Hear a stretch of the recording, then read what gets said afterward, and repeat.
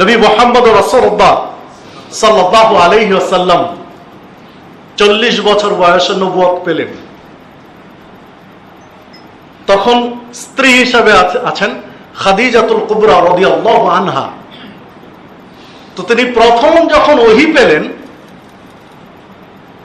জিবরিল আলাইহিস সালামকে বহল তবিয়তে তার পাখা মেলে দিয়ে এসেছিলেন হীরা গুহায়। এই দৃশ্য দেখে কাছ থেকে জড়িয়ে ধরলেন। লম্বা ঘটনা, যা সহিহ বুখারীর 3 নম্বর হাদিসে বিস্তারিত আলোচনা রয়েছে। তো এই দৃশ্যে তিনি ভয় পেয়ে গেছিলেন, দ্রুত বাড়ি চলে আসলেন। জিবরিল চলে গেলেন, তিনি বাড়ি ফিরে আসলেন।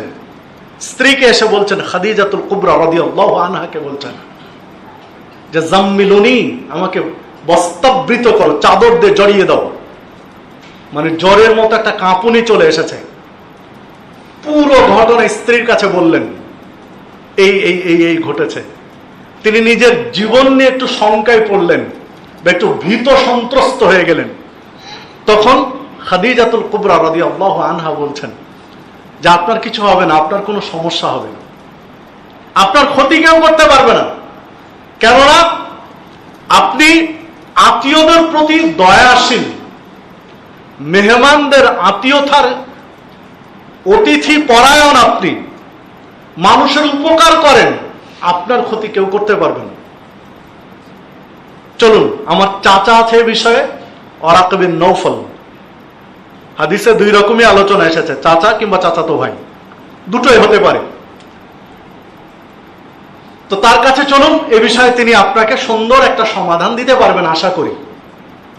কেননা তিনি আগের যে ওহী ছিল, রিসালাত ছিল, তার পণ্ডিত ছিলেন।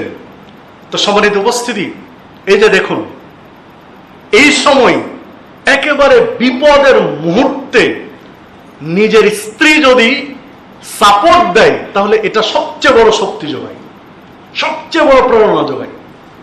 নবী মুহাম্মদ রাসূলুল্লাহ সাল্লাল্লাহু আলাইহি সাল্লামের এই চরম মুহূর্তে সাহস, প্রেরণা, উৎসাহ যোগানোর ক্ষেত্রে সবচেয়ে বেশি ভূমিকা রেখেছিলেন খাদিজাতুল কুবরা রাদিয়াল্লাহু আনহা।